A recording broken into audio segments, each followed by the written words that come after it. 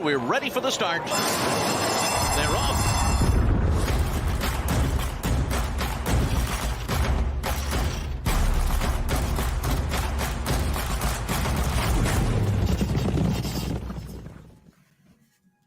Welcome in, everybody, to It's Official. First Bet presenting with Jeff Siegel. I'm Jeremy Plonk. It's the night before Christmas, Jeff Siegel. That means the Breeders' Cup PPs come out tomorrow for the pre-entry. So this is our last chance without a big stack of paper to get to work. But we're going video work this week. We've already got plenty to do. I can't wait for tomorrow. I'm ready to dive in. But you're right. The preparation already has begun for us. Now there have been none of these horses have really raced in the last few weeks. So we've got the workouts to fill in the gap. And sometimes, Jeremy, we can put too much emphasis on the works. I don't think they tell us necessarily who's going to win, but it does tell us if you will have a tiebreaker, or if you want to consider throwing a horse in or out, maybe that'll make a difference. It could save you some money, and it might elevate a selection. I don't know how many horses I'm going to put on top just because of the workouts, but I'm interested to find out how they're doing, and who knows where that with how that'll affect the process. So let's get on with it. We've got a number of horses that worked the last week, Jeremy, that either worked really good or maybe not so good, and that could impact the handicapping. Well, we're going to rank them. We don't pull any punches here on It's Officials. We take on weekly topics. This week's topics are all going to be workout related and how we rank them categorically. As you mentioned, for me, workouts not the end-all be-all for making a selection. I'm not pulling a horse who's on my third tier and moving him up to the winner, because of a good workout. Same thing with the horse I love. If the workout's not great, I might love a little less, but I'm probably not tossing completely off my ticket.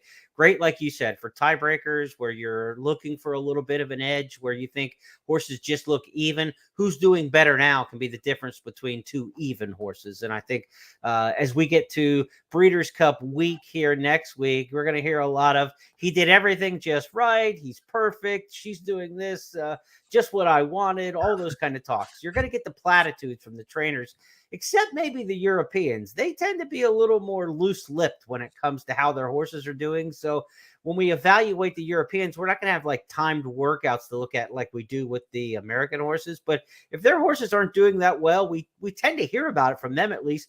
The form is cloudy on the Europeans, but the opinions are usually a lot clearer. Yeah, I think that the trainers over there have to be a little bit less politically correct to their owners than we have to be here. Yeah, right. But you're right. What I'm looking forward to, actually, more than trying to impact my top selection, is maybe find horses that I might throw underneath in the try or something that I normally would not have considered. That horse worked really good. I don't really like him, but I'll toss him in on the bottom somewhere, just because of a workout. Or maybe it goes the other way. So we've got, the workouts from last week that we're going to look at. And for most of these are the last serious works. You might see a half mile or an easy 5/8 over the weekend. But other than that, most of the work has been done. All right, let's get to the big board. Our first topic this week, we're starting with the good ones, Jeff. Which of the workouts have we seen that are off the charts? We've looked at about 15, 20 different workouts on video that we're evaluating for these. And the first work that's off the charts, when you talk about the Breeders' Cup Distaff this year, there are two big horses, and Todd Pletcher's got them. There are some other really good ones. But at the top, it's Nest and Malathot. And, of course, they come off victories. Nest last time out, she won the Beldame up in New York. Malathot won the Spinster over the track at Keeneland.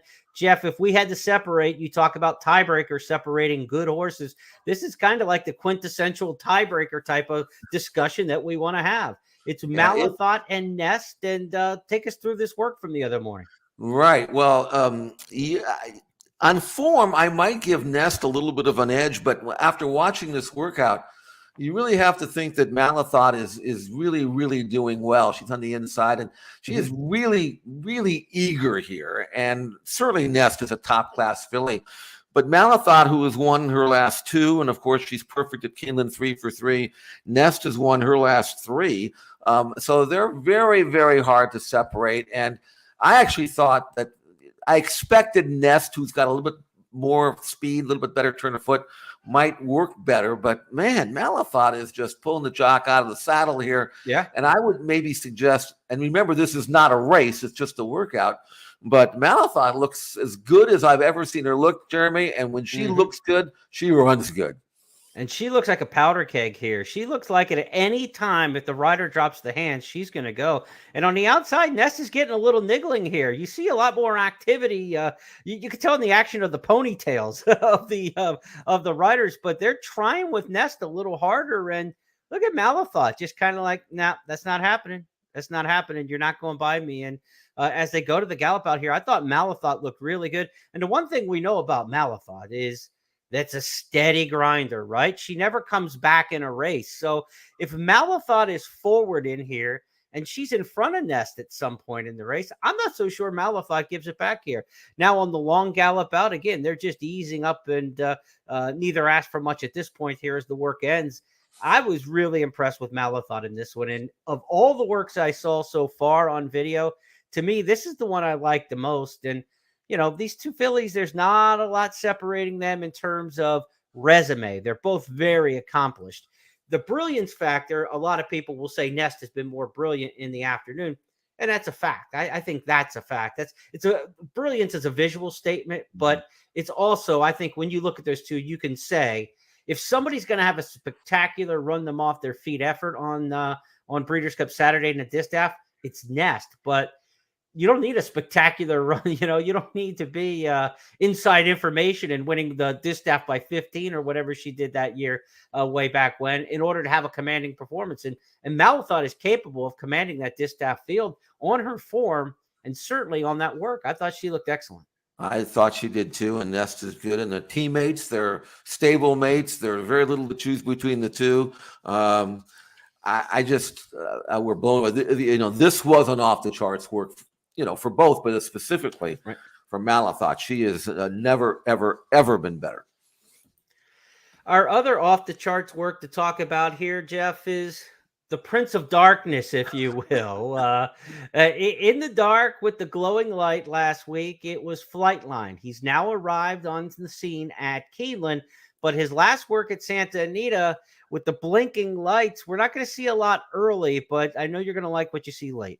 I mean, this was a great work for what you could find of it, see of it.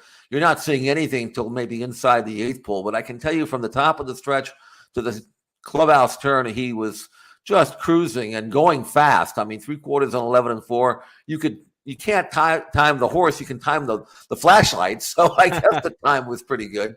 This is at 6:30 in the morning when it's still really dark here in California. But from here on in, you're going to see Flightline really not only accelerate, but do it under wraps, breezing, striding out in powerful fashion. I mean, he has not taken any kind of forward move since his Pacific Classic runaway win. He's still under a tight hold through the lane. He's going to come from the quarter pole to the wire on my watch in 24 flat, but he's going to really gallop out strongly after that, all the way out to the half-mile pole. So not only is he sharp, but he is dead fit and with a great bottom underneath him. And there's no reason to believe he will do anything other than run the race of his life at Keeneland and Breeders' Cup Classic. And for Flightline, this was, again, his final work on Saturday, the 22nd at Santa Anita.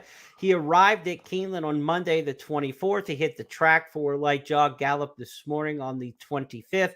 John Sadler has him slated to work this coming Saturday. So 1 week out from the Breeders' Cup will be the final workout for Flightline. What do you expect to see in that one, Jeff? A very easy, maybe 5/8 or half, maybe nothing farther than that. You know, you just want to keep him happy, kind of take him over for the race the following week. But the serious work has been done, and not a whole lot of serious work had to be done. He just ran 1.25 miles and won by 20 lengths. So I'm not sure how much fitness he has lost, if any. But it's nothing. It's nothing going to be anything fancy. It's just a maintenance work that will come up, and then he'll be ready to roll. All right, back to the big board as we take a look at our second topic here on the workout edition of It's Official. These are the good and positive workouts. You know, not quite off the charts, but certainly we think the horse has got something out of them. Laurel River. Let's talk about a horse I know you like for the potential in the Breeders' Cup Distaff. Laurel River, trained by Bob Baffert, one of the dirt mile horses for this year's Breeders' Cup. That should be one of the main contenders in there. Jeff, you liked his work in company back on the 16th. Let's take a look at that one from Santa Anita in XBTV. Really sharp in this workout. You can see how keen he is on the outside. He wants to get it on. Laurel River, of course, won the Pat O'Brien last time out, 7/8 and 21-1. Before that, he had won a couple of mile races, one last year off, and then off the layoff, he won by almost 5. He is a better miler than he is a sprinter, and he would be a major contender in the sprint if Bob Baffert chose that race. But he's going to run in the mile, and you can see him drag the rider here on the outside. He wants to get it on. He's going to go in a minute flat. He could have gone in 58, and there's no reason to go that fast. In fact, after this work, the following week, he came back and worked another strong 5/8 of a mile in 59-2. But you can see him here, just cruise control. And when you look at a workout like this, and then you combine that with his recent form, you have to think Laurel River is going to be really hard to beat in the Breeders' Cup Dirt Mile as he kind of cruises up, opens up at will, still never being asked to drop. So a really sharp work, followed up by another sharp work, and then he'll have probably one more left to go as well. So Laurel River coming up to the race, Breeders' Cup Dirt Mile in peak form. This is one, too, that had been off almost an entire year from September 21st or September of 2021 all the way to July 31st when returning at Del Mar this year. You wonder, after a big race in the Pat O'Brien, would a horse like that bounce, right? Too much too soon after a long layoff. So those are the kind you really want to watch the workouts for. Laurel River. The story after the race is he looks like he's coming up to the Breeders' Cup better than he did into the Pat O'Brien. So there is no bounce expected here whatsoever, and plenty of time between races to alleviate that. He was actually supposed to run back in the Awesome again, but he'd already had his win and you're in ticket paid for in the Pat O'Brien. And Bob thought that was kind of not necessary. He had actually ended up running 1-2 anyway in the race with Defunded. So the decision was made several weeks ago just to point and train him up for this race.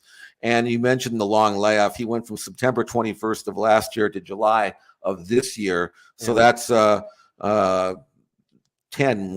months. And off the layoff, he won by 5 and looked great doing it. So he's not the kind of horse that needs recency. I think the timing is perfect for Laurel River. Let's take a look at another of the good and positive works. We gave you Laurel River for the Dirt Mile. Next up in here, we're going to take a look at one for the Classic. Jeff, Hot Rod Charlie's a horse who's had experience in all the big races. He was 4th in last year's Classic. He's traveled the globe this year. He was part of the Triple Crown in 2021. When you get a horse like that, we've seen him a million times. You wonder to yourself, is there more to Hot Rod Charlie, or do we know everything we need to know about him? His most recent work tells you that he's still doing just fine.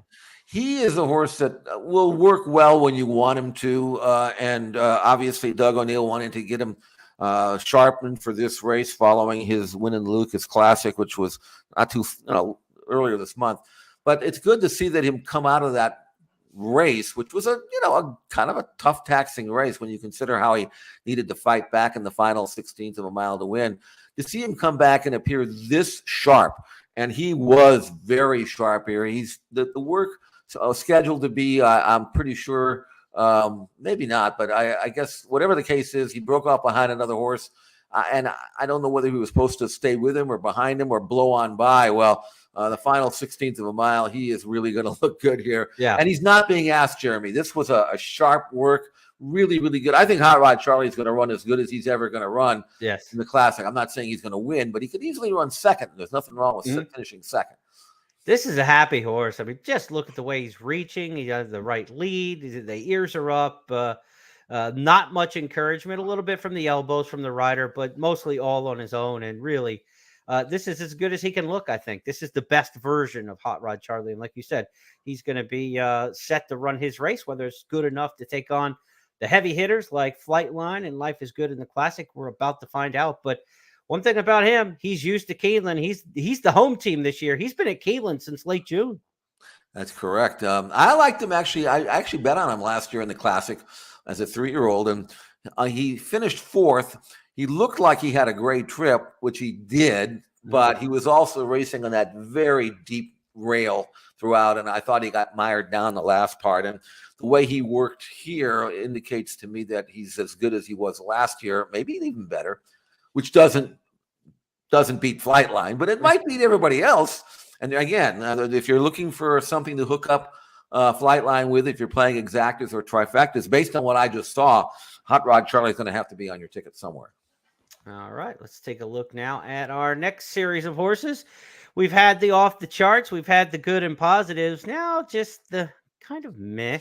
These are the horses that didn't dazzle us, didn't offend us with their works in the morning. But Jeff, the couple horses that we have in this category include a couple name performers in here. And Jack Christopher is a horse who could go to the sprint. He could go to the dirt mile, could be cross-entered in both races when the pre-entries are announced on Wednesday.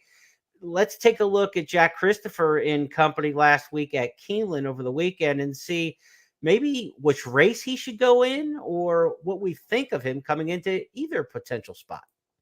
Well, I think he's a top-class horse for sure, and I'm grading on the curve here because I expected more from Jack Christopher. Now, it wasn't a bad work or anything like that. He went a minute in the fifth. It was the sixth fastest of 62. So, it was okay. But I thought an older horse like this is supposed to draw off and win the work and do it under into the bridle and do it galloping out full of run. And Jeremy, that didn't happen. I thought I could see it. No, he's working here with Blazing Sevens, who was the winner of the Champagne Stakes. So he's going to get the stakes winner. But that's a 2-year-old stakes winner to the inside. And you can see they're trying with Jack Christopher right now. Jack Christopher's giving effort on the outside. The white blaze in his face may exaggerate the movement a little bit, but he's certainly trying and getting after it. And now just look down on the inside. Blazing Sevens just kind of chilled.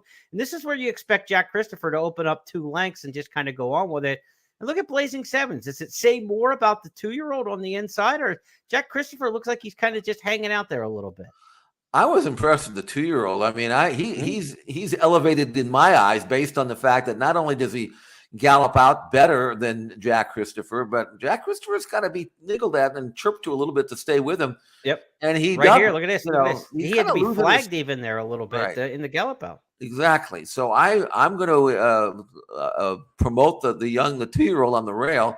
Maybe take a little bit of a look on the outside of Jack. Maybe we'll see a little sharper move this weekend or not. I don't know. But I thought he would win the work, or at least if they finished head-and-head, he would be going the easier of the two, and he wasn't. So that was a little disappointing to me. I'll watch him again one more time and see what I think then. Probably not sharp enough to sprint by Chad Brown's comments in the past past week. Probably sprint 6 furlongs. Right. I think the dirt mile is where they're kind of leaning, but we'll see it. And like after this workout, do you think you're razor sharp after that work to sprint? I don't know. I kind of think dirt mile might be his best ammo and best route to go this weekend. We'll see what they decide to do there. As for Blazing Sevens, Cave Rock has a challenger, I guess, in the Breeders' Cup Juvenile. Cave Rock's going to be a heavy favorite in there, but the work by Blazing Sevens might promote that one up over some other horses that we'll talk about in just a bit here in terms of who has worked well. Now, another big name was working in that category where we weren't overly impressed, but we certainly are impressed by the resume of Life is Good. He was out for a solo workout at Keeneland over the weekend. Let's pick him up here, Jeff. Pre-breaking off before, because this is the horse who's probably setting the tone in the Breeders' Cup Classic. If he's not, he's probably in big trouble. So kind of how when they say go, how eager is he to get in? How relaxed is he for the rider? And you see now like the head going out, like I want to do something, I want to do something, I want to do something, still want to do something. Give me my cue, give me my cue.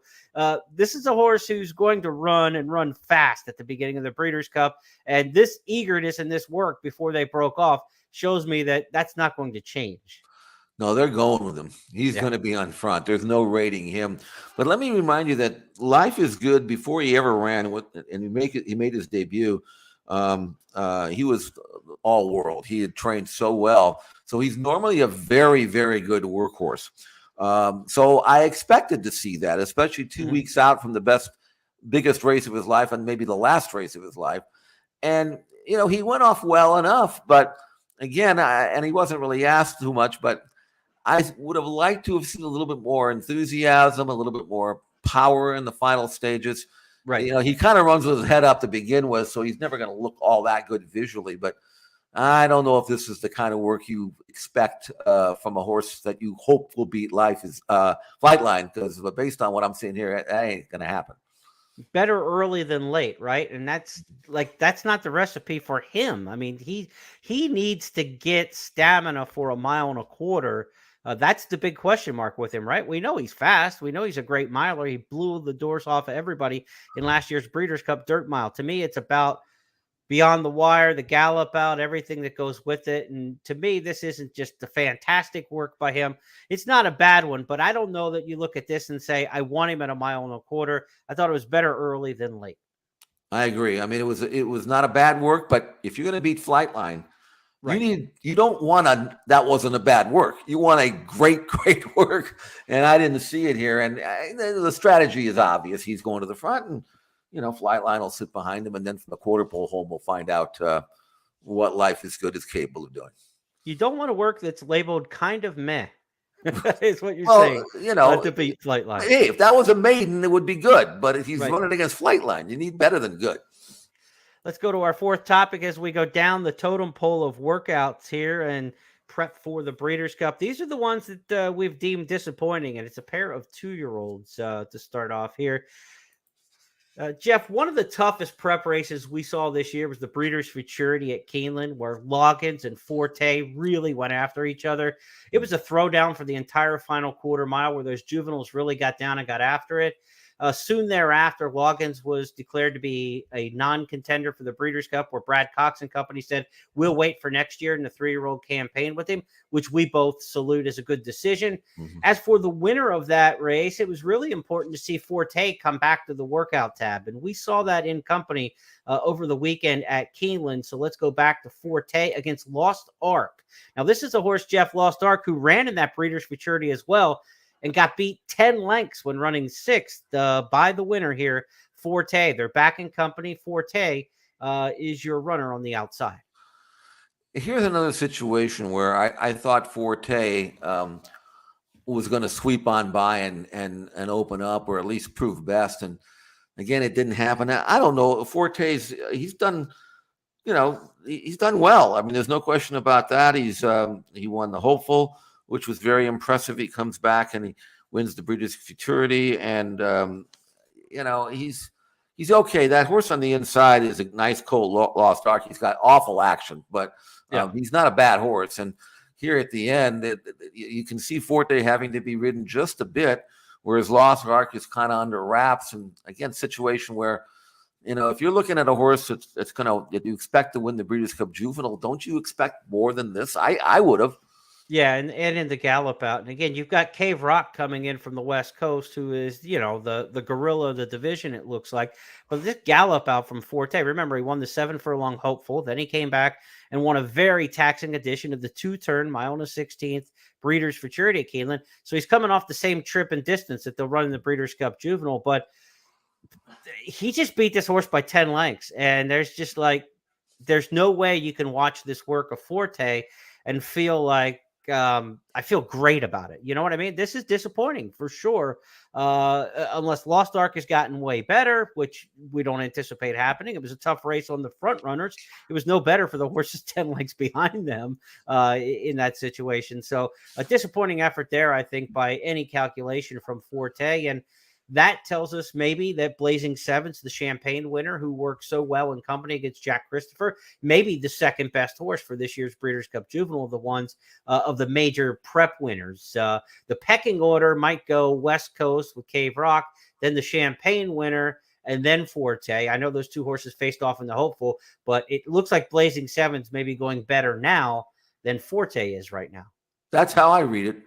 I mean, you don't want to put too much emphasis in the works, but we just saw what we just saw.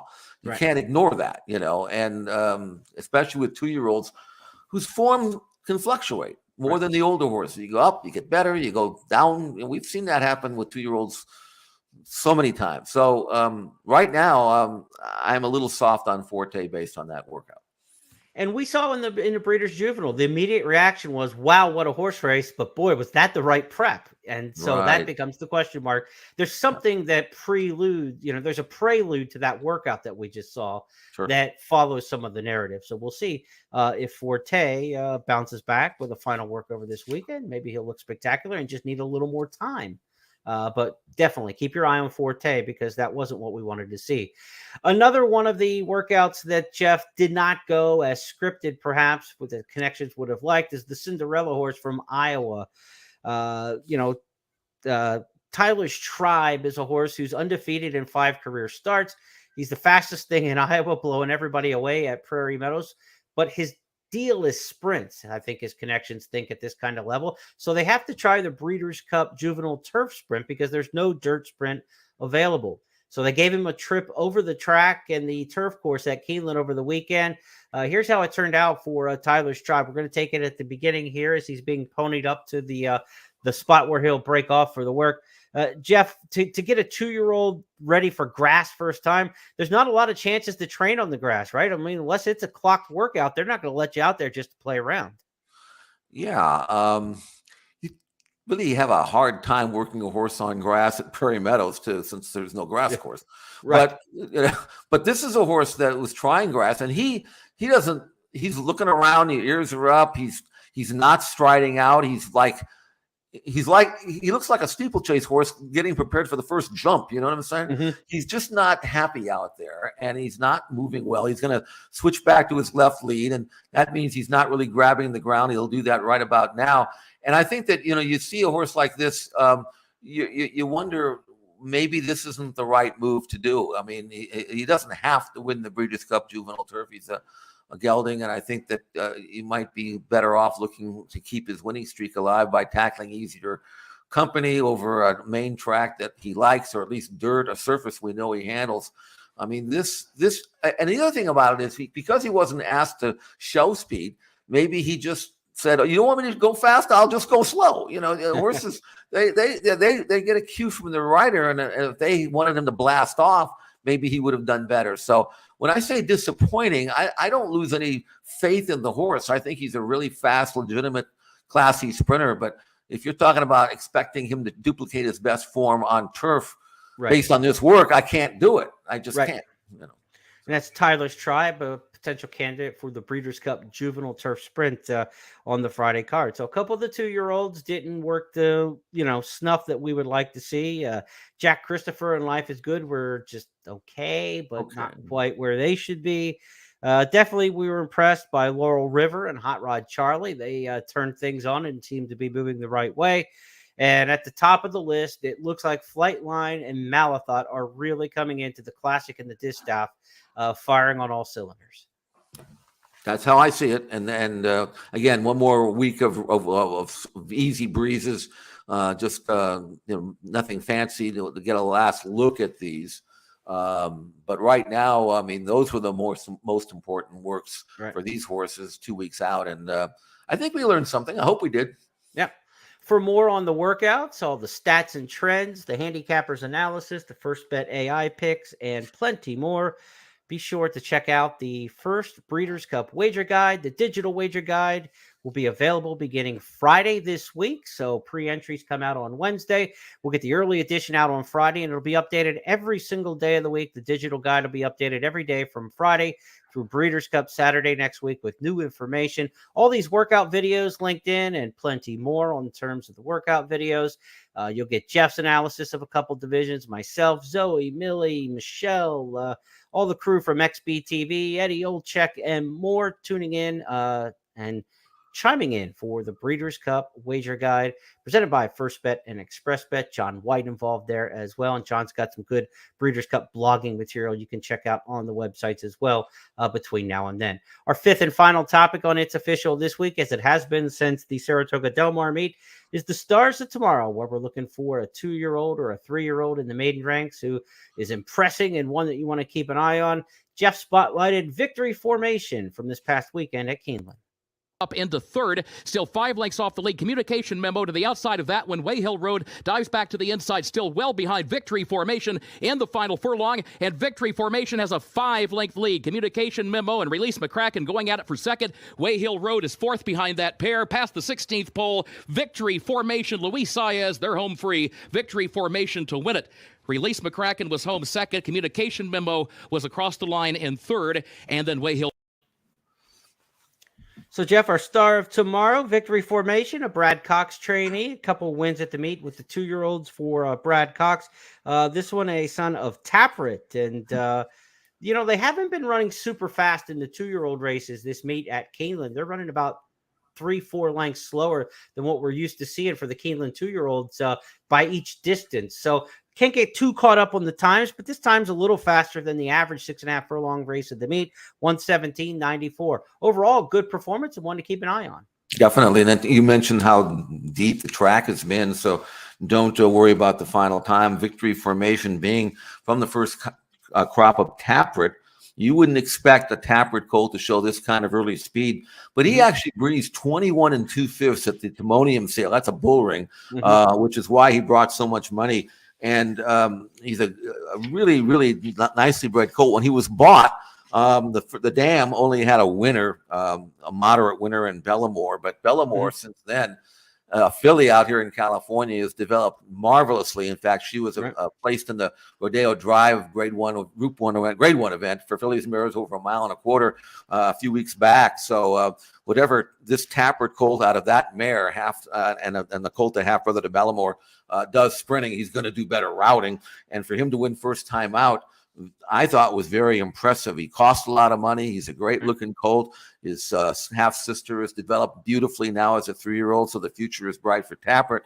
And again, winning first time out on the lead, showing exceptional quickness, made the lead and kept on going. I think this is a colt that obviously not running in the Breeders' Cup, but there are races before the end of the year at Churchill, for example, where you might see Victory Formation show up and really throw his hat into the ring for next winter in the Derby preps. Very, very promising runner from Brad Cox's barn. Yeah, you got the Kentucky Jockey Club Thanksgiving weekend. Then down at Fairgrounds, they got that Gun Runner Stakes that's in December now that preludes the LeCompte and the Risen Star and Louisiana Derby Trail. Plenty of great places to run at Oaklawn's entire series as well, where Brad Cox frequents as well. So we're going to see Victory Formation in those kind of races, being given his health. If he's fine, he's going to be in those kind of races certainly throughout the winter and the spring. That's going to wrap up our main topics as we looked at a lot of the Breeders' Cup workouts this week on It's Official. Also want to note no video for these, but a couple name workouts this morning at Keeneland towards the Breeders' Cup. Jeff, Rich Strike, the Kentucky Derby winner, worked 5 furlongs in 1:02.3. Slow final time, but he walked the first quarter and then went 36.2 the final 3/8. That's kind of what you expect with him given his running style. So he seems to be on, his normal par. And then we had 2 really good sprinters. Last year's Breeders' Cup sprint winner Aloha West and last year's champion sprinter Jackie's Warrior. They both worked this morning, 58.3 the time for both of them. So certainly on the clock, we didn't get to see it. They were pre-dawn early works, and I don't believe any video available those at this point in time as we record our podcast. So Aloha West, Jackie's Warrior, kind of a nice showdown for the sprint. Yeah, I mean, that sprint's going to be loaded. Everybody expects Jackie's Warrior to win it and be heavily favored, but I don't know how much confidence you can have in that, especially when you have other horses in the race that can go at him early. So, really, we had a surprise winner last year, but who knows how the form will hold this year. We'll find out with the pre-entries tomorrow who's going where and who prefers which race. So that'll kind of help us a little bit going into the final 10 days before the race, try to figure out how to separate these outstanding sprinters. That'll make for a great race and a great gambling race, I think, as well. That'll wrap up this week's It's Official podcast. Reminder, Jeff and I will put out some videos on social media after the pre-entries and through Breeders' Cup Day. A little 2-minute handicapping video podcast to give you some shorts on what to look for, what's going on news-wise and handicapping-wise as the Breeders' Cup puzzles all are presented to us to start breaking down. On behalf of everybody at First Bet, I'm Jeremy Plonk for Jeff Siegel. Have a great week. We'll talk to you Friday as we have our first call podcast for the weekend. Good luck, everybody.